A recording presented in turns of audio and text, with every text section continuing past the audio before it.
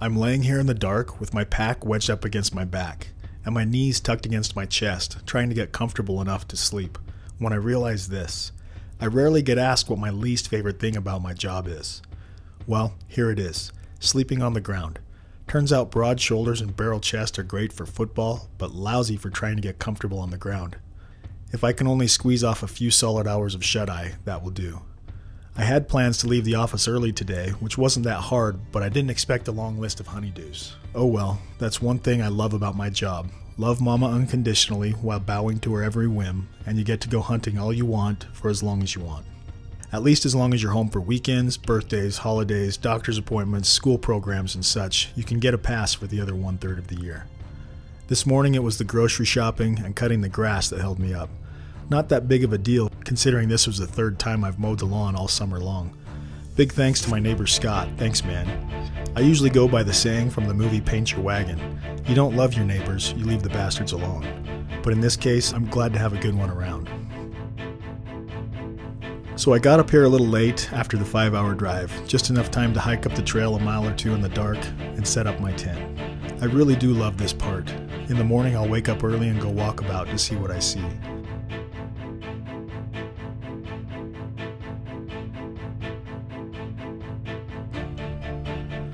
Well, here it is, another night in the tent trying to get comfortable, only on this night I have a heavy mind to contend with.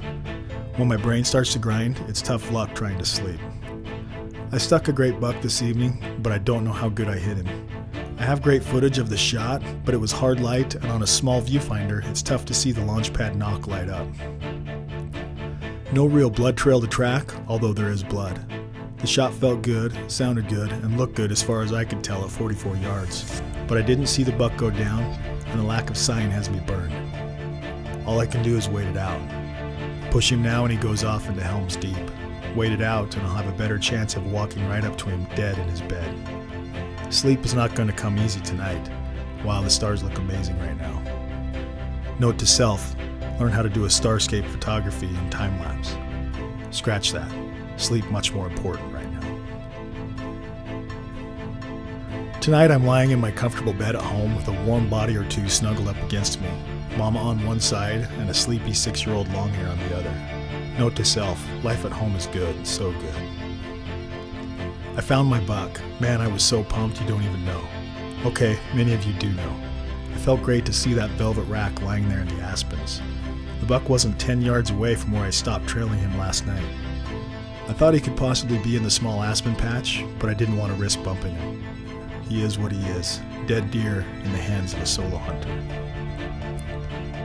Fortunately for me, it was all downhill to the truck, and 2 quick trips made short work of getting the meat into the cooler and the rack in the back. Indeed, today, life is good, so good. It rarely happens that way for me. Kill on the first day, it almost never happens, but I'll take it. It might make for a shorter story to tell, and to some it won't look like much of an adventure, but it is what it is. I'm not going to complain about having a few days off before my archery elk hunt starts in 9 days. I think Mama can find plenty for me to do that will keep me busy and help those 9 days pass quickly. Life is good, so good. So ends week 1 of my season, the solo backstory.